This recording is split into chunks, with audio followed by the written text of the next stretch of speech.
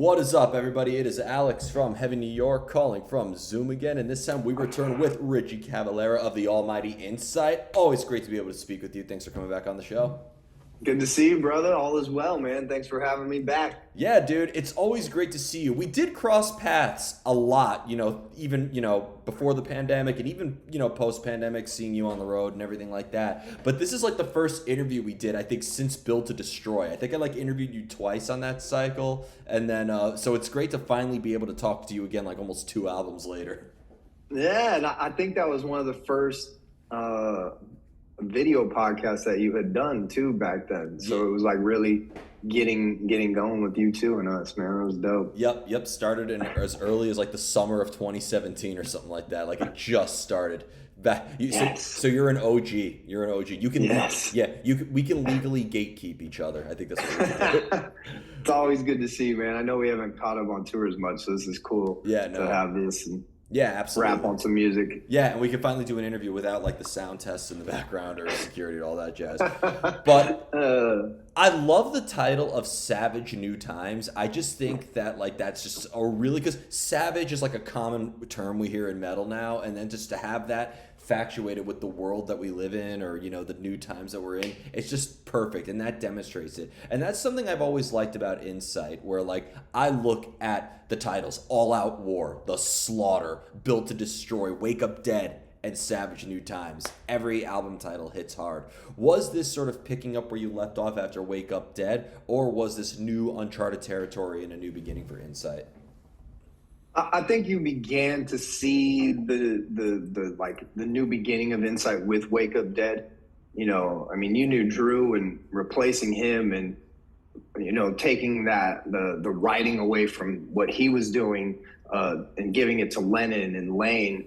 You start to hear the band really become like what we have sought out to be since the first record. I think sound wise and feel and organicness of the music. And Lennon has just been incredible with stepping up and becoming the writer. We didn't even really know he was doing all that, and then it was like he's dropping all these riffs in, and you're like, dude, what is going on here? And I think it was just a bad environment creating records like for us compared to how it is now. I mean, it's just like these 2 albums were so fun, and you just didn't feel that like the direction was being swayed. It was like just totally happy. Like L was, ear to ear smile the whole time because of how the process went.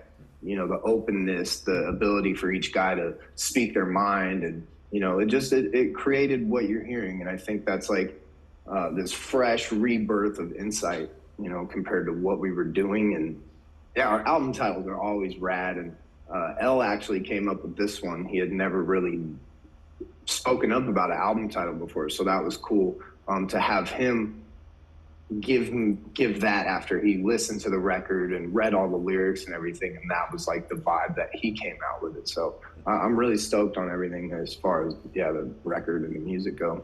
You mentioned something too, and it's funny because as we get older, right, we're all learning. When The Slaughter came out in 2009, I believe is when the first record came out. And then when you make a new album now, I'm sure a lot of people or interviewers have been asking, is this the album that you've always wanted to make? But let's be real. In 2009, we never know where we're going to be. I didn't know where I was going to be when I was a freshman in high school back then. And we never know what the future holds. So is Savage New Times really the vision that you've always had since day one of Incite? Or did you almost was this something you just figured out through the era of All Out War, Up in Hell, Oppression, etc.? I think it's both ways, because this is musically where we wanted to be since day one. I think high impact songs, melodic feel to it now, groove, the vocal presence I think is so different now that it's what we have been striving to achieve. And obviously it came by who was in the band, how the vibe was in the band, and having Lennon and L for so long now, we just waited for that one dude to finally put it all together. And I think that's what Lane did. And even Eli with Wake Up Dead, he just stepped in and really helped us do that album because we had nobody at the time as far as a guitar player. So the transition from that record to this one is insane. And I definitely agree that, you know, if I could have made this album first, I would have. But, you know, it's how it works out, you know? Well, you're probably going to hate that I bring this up now, but and correct me if I'm wrong, because Metal Archives is, you know, what not always the best source, but I believe next year is pretty much going to mark 20 years since the world first heard Incite. I believe the Murder EP was like the first content of Incite to really kind of for the world to hear. So I mean, take me back to that mindset in '06, like. And keep in mind, and just to put things into perspective, people who were born when that album, and this is from my experience, it's now legal in the state of New York for me to tattoo people who were born when that EP was out. So, so take me back to when that was made. I just think about like those times, and I don't think we knew what we were doing or how devoted we were to this. You know, I think it was just like a learning period. That from like '05 to 2009 was just pure learning.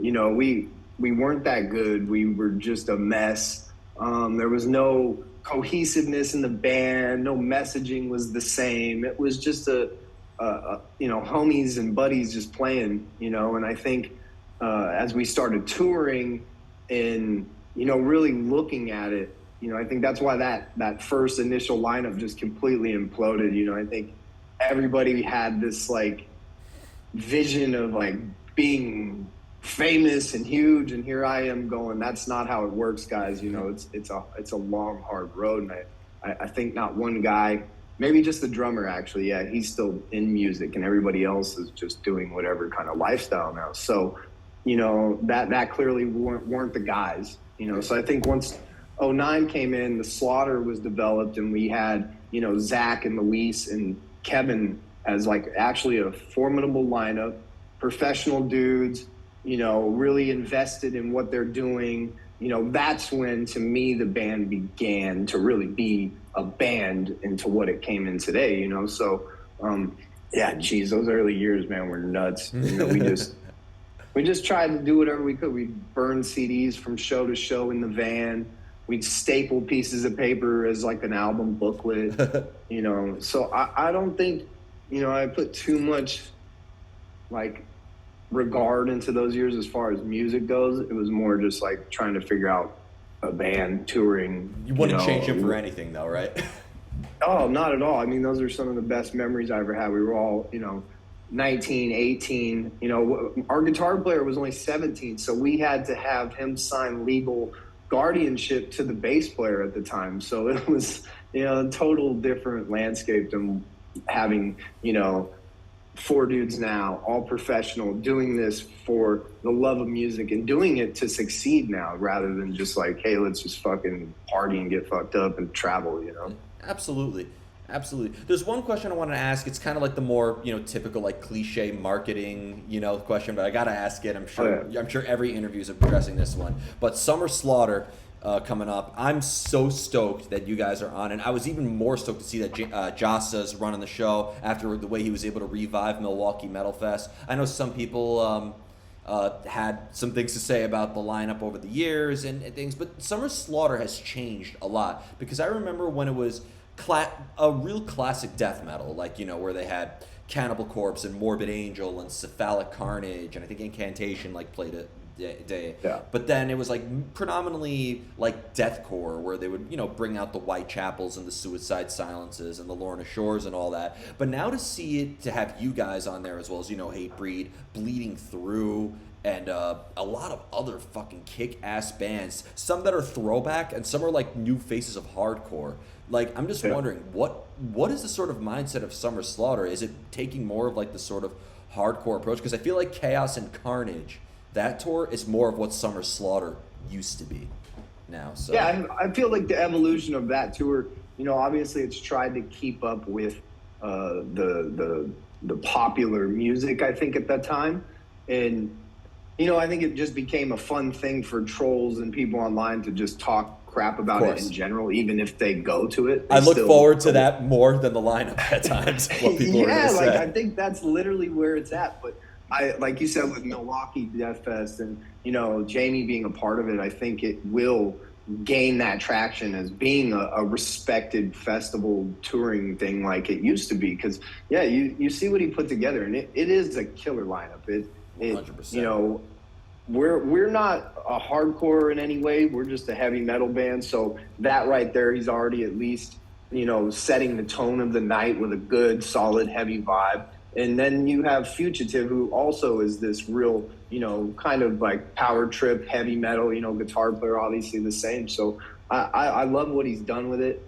I think this is just the beginning. It was booked kind of later, so most of the bands had already confirmed what they were doing this summer, and so he grabbed everybody that he found that was still badass and could bring the fucking ruckus for these shows. And I think that's what you're gonna get, man. You're gonna have a lot of hungry bands with them being younger, and all of us will push the next one to be even better. So I'm excited. And the tour with Hatebreed, that's like a dream for Incite that we've always had. I toured back in '98 with Soulfly and Hatebreed just as a merch guy, and getting to see them as an early young band, and now him paying that back to the young bands is like something I respect more than anything. And I'm stoked to be on that tour and watch them and Malevolence and just all these killer acts on this tour. Yeah, no, it's really cool to see, because this lineup is almost reminiscent of, I would say, like if we're to compare it to anything, almost kind of like a Tattoo the Earth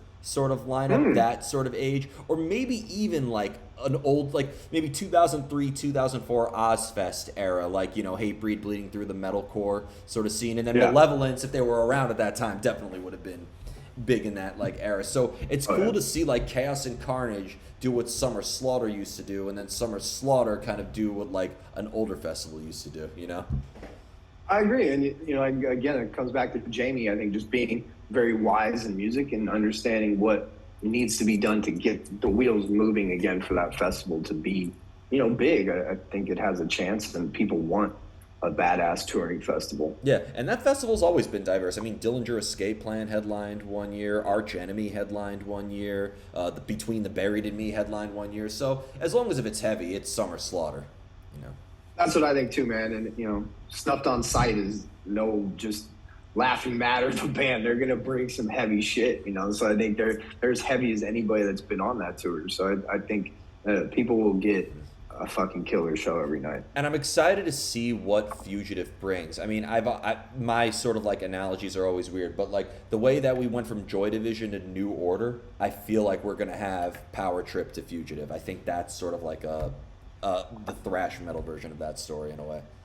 Yeah, they seem like a great band to take that pedestal. I think what I've heard, I haven't got to see them. That's why I'm really stoked to get to watch them every night. But like just hearing what I've heard on the Spotify, it's some heavy shit, and it's going to be a blast. Just finishing our set and then just kicking back and watching everybody. You guys have be a lot of fun. You guys have the benefit of being early, I must say. The rest of the day. Yeah, I think so. We're gonna.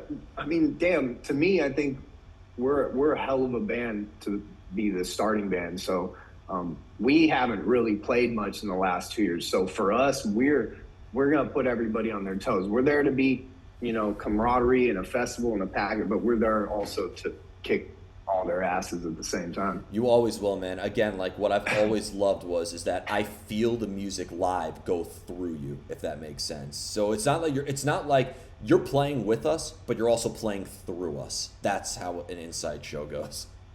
I love that. Yeah, that's where we strive, man. I mean, the fact now that we're making records that are meeting that live show is so exciting to us too, because live is what we do, man. That's my church. That's my therapy session for everybody out there, to release that healthy release of energy, man. It's just going to be fantastic. I wanted to ask this. This has sort of been like a new question, and being that you and I have gone back for years now, this is sort of like, I'm asking this on like behalf of myself. This is like one of those things that I've always been wondering in my journey as a metalhead. And we all grow old, and we all get old one way or another. None of us are getting younger, and the world is changing. Our perspectives are always changing. Our lives. Whenever I've interviewed like a musician who's been playing metal for 30 plus years, and they tell me like, I'm the same guy who was 15 years old listening to Kiss and all that. Like, I know what they're going with it, but I think one way or another, we all grow up. Now, I'm not asking if we outgrow metal. You're probably the last person I would ever ask that. But like, Yeah. we all have our different experiences and our perspectives and our aspirations change over time. So, how have you managed to grow and we and mature and all this, but also maintain? Has there ever been a conflict with you wanted to grow old, but the child of metal is still there? I mean, that has to butt heads sometimes. Am I wrong? Oh yeah. I mean, especially if you haven't like hit the successful status of where this can fund your entire life.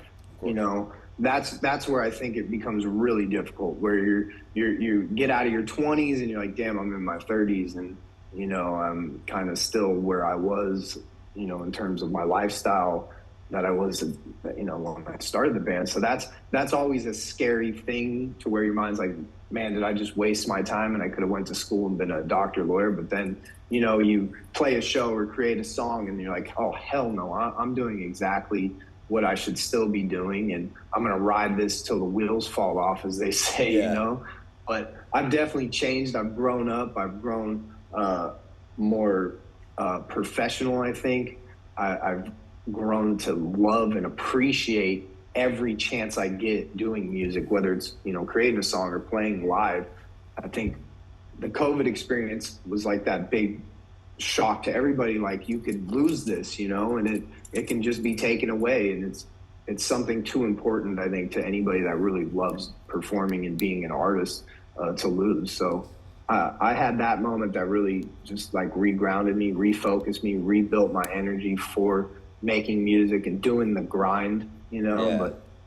But my thing that hurts a lot now is like just leaving family and friends. That I think becomes the more difficult thing as you get older too. It's like when you're young, you don't think that time, it's going to stop. You can always see these people, but then, you start losing people, and then that realization really comes into play a lot, and I've lost a lot of great relationships because of touring, but I've also made other great ones. So To quote Peter Steele, to quote the great Peter Steele, when you don't see someone for months and months at a time, it's hard to believe that you're never going to see them again sometimes. So, like, and it is difficult. It's funny because, and the reason why I ask this is because, like, when I first started Heavy New York and you and I first started engaging, it wasn't that I just started the outlet, but I was just getting involved really in the scene too, like discovering an underground and, kind of experiencing all that. So for the first time now, I'm also seeing people be like, I don't go to shows that much anymore because I have a family or I have kids. And you can't like call people posers or sellouts because, some of them like quote unquote maybe outgrow what they used to do. But it's been kind of like a sad thing. It's almost like questioning, like you want to grow up, but you don't want to surrender this. And I feel like everybody has to walk that tightrope.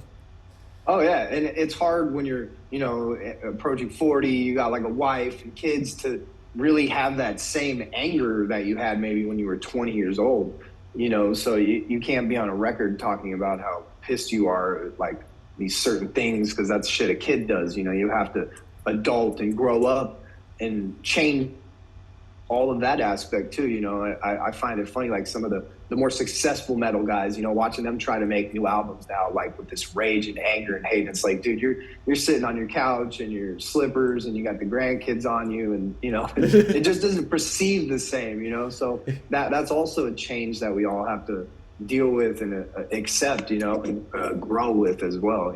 Yeah. I think we're doing that, and that's exciting still to me. Absolutely. I'm really glad to hear you mention that too. It's like you're more of a sellout at that age if you make a heavier album than if you make like a gentle love ballad. I hope to hear you do it. I hope to hear you do a ballad one day. One day. Well, I think you see that we entered that new realm of, like, speaking of Dolores, our new song. It's like that's a topic 5 years ago I would have never even crossed my mind to put into my music, because I was just this young, fired up, let's be pissed about everything. But now it's like, you take your art into a different direction that's more growing up, but personal, and still can reflect to so many different age groups and people and walks of life. So I think you just evolve and hopefully become more refined in how you do that. Does evolution, how you evolve, can you dictate that? Do you have control over how you evolve, or do you just have to let that happen? Does it happen when you're not even thinking about it? A little bit of both, because I think you're a band that puts out an album and it's your first or second one and you're huge right out the gate. You know, you're chasing that forever.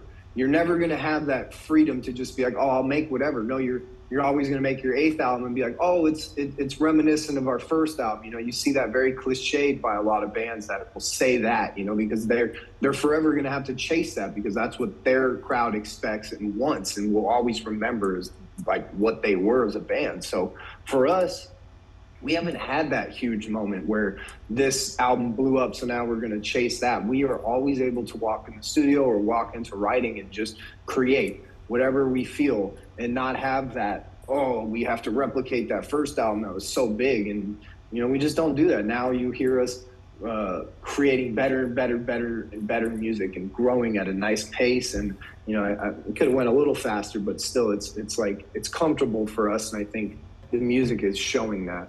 No, 100%. And you mentioned, too, maintaining that anger, too, because I've always said that when anger and the negativity, whether it's coming from personal experiences or the bullshit of life, you know, the savage new times that we're in, if you will, I've always said that when anger is sort of like the fuel to our fire, you know, it always makes for great art, visually, sonically. But, you know, sometimes I've always said we could become victimized by our own product as well. So has there ever been a time where, you know, kind of relying on that anger and that darkness, has it almost kind of been just as deteriorating as it can be cathartic? I mean, for me, the anger, I feel like the record is where that gets released. You know, and and like I said, as you grow older, I think it becomes a different kind of anger. You know, I have like Just a Rat, you know, and like No Mercy, No Forgiveness on this record. I think that's an anger that's not like, oh, I'm mad at this person. It's more like an anger of like, it's my time. I'm frustrated. This is my moment. I'm not going to be sorry about what I'm going to have to do to get what I want, you know. So I think you take, as you grow, you know, anger changes. It comes from different inspirations. And I always look at our records as being that like healthy release, that therapeutic sense, you know, and everybody will take from this record or any other record a different feeling from the lyrics, you know. And I love that when it keeps it from being stale and too repetitive over and over and over. And, you know, the anger just changes. It gets focused in different directions. And I think that's the staple of heavy music, is that aggression, but a safe way of releasing it, you know? Yeah. But here is the funny thing, because I love the frontman attitude that you have. Is you have the rage of a great heavy metal frontman. You have the energy of like a hardcore punk frontman. You like have all of you kind of have like the perfect palette that makes a frontman amazing. But I've been into studios, whether it's like, you know, in somebody's garage, and I've also been at high-end studios like Electric Lady or the Hit Factory, you name the classic ones.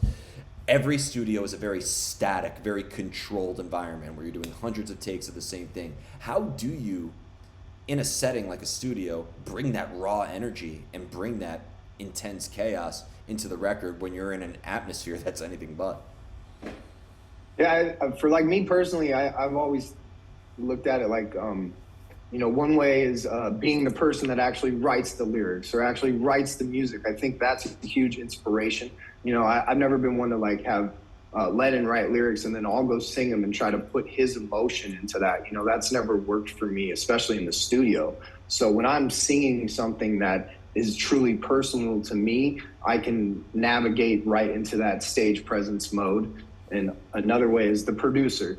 You know, Steve Evans, who we worked with now 4 records in a row, he's incredibly good at pulling that out of you, you know, but not being a dick about it or not breaking the friendship of the relationship. He pushes you, and he's like worked with us enough to be like, Richie, no, you're way better than that. Like, this is crap. I don't even feel this, you know. And and then at the end when you hit it, he's like, yes, you know, pumped with you. So that I think is how someone can build that energy in the studio as opposed to live shows. Because I've always hated recording up until Wake Up Dead and this record. I never felt like I could reach that place of being who I am live on a record. But now that's there. And I think it's just, removing a lot of pressure that I used to feel about what I had to sing about or how it had to be. Now it's just like being, and that's like the coolest shit ever when you're making music, to have that feeling, and it just makes everything else just work right. Hell yeah, it most certainly does. It's working in your favor perfectly. But depending on what you're singing about, depending if it's coming from a more personal place or from something you've observed, depending on the lyrics themselves, does a song resonate with you differently depending on the context? Or in the end, an Incite song is an Incite song, you put the same energy into all of it?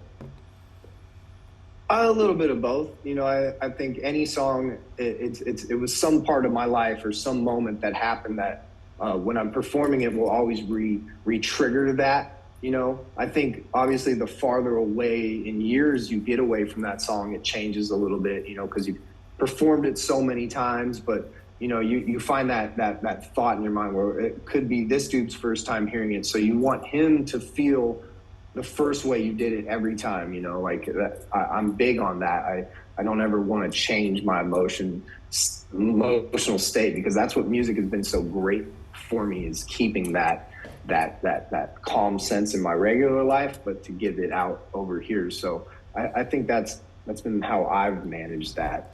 I don't tightrope, I don't think it's any coincidence that the crazier and the more aggressive the music is, the nicer the people are, and I think that is truth to that. Like, I know it's like a meme and a joke at this point, because we all see Corpse Grinder, with the claw machines, with the stuffed animals, and we all see that. But I really think that there is truth when you are, especially when you're doing it 30 nights in a row for work, and you are just going all that, like, you can't possibly have any anger left to have. I think even if you took weed and the beer out of the equation, I think death metal musicians would still be the chillest. And I'll just say this right now, and I'm not throwing shade at anybody, but I've noticed the people who are the more uptight ones tend to be the more like mainstream rock bands. I've noticed they're the ones where they're always on the phone, uptight, something with management or whatever. Yeah, I completely feel that too, man. Like, most of the dudes I've come across in heavy music, whether it's the artists or the metalheads that are listening to it, everybody's always really humble and really nice, because of we're able to release this anger, this rage, this frustration in a healthy way, in a healthy environment. And that's, I think, why, heavy metal dudes are some of the, like you said, the kindest. They're not out, causing, destruction in the world. They're helping people process those hard feelings and those hard thoughts in a safe way, man. And that's something I've always loved the most about music, is doing that and feeling that with others at the same time, like playing a live show, So it's true. Like, some of these dudes are sweethearts, man, and they're scary as shit on stage, and that's a cool thing. That's how humans should be. You should be able to process emotions, and not react to it, rather, just release it healthy. Evil music for good people. That's what I've always described this for. 1,000%, man. We ain't the ones out there causing the shit in the world. We're the ones actually doing the good part about it. Absolutely. We're all angels. We just have horns. But that's fucking awesome. So before we go, man, I want to thank you so much for your time, for always coming on the show, and for your endless support for this channel and everything. And it's always great to be able to I consider, in my time networking and press, like you and the whole crew has been like the first, I would say, friends I sort of obtained from just meeting people on the road. So it's cool. Yeah. It's cool that all these years later, we're still doing it. Just thank you, Alex. You're a road family member for sure, man. We went through ups, downs, hard days, all that stuff, and to still be here and talking about what we love. And I'm hoping that I'm going to see you in the Huntington, New York show. Is that possible? Yeah. Well, our mutual friend Max Cicada. Shout out to Max. I could probably get a ride from him, and I just stabbed him. Yeah, I just tattooed him all day yesterday. He told me to send the regards.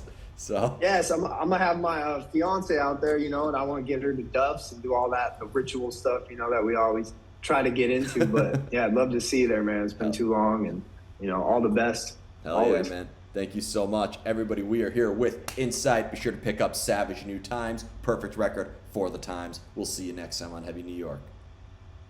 Peace.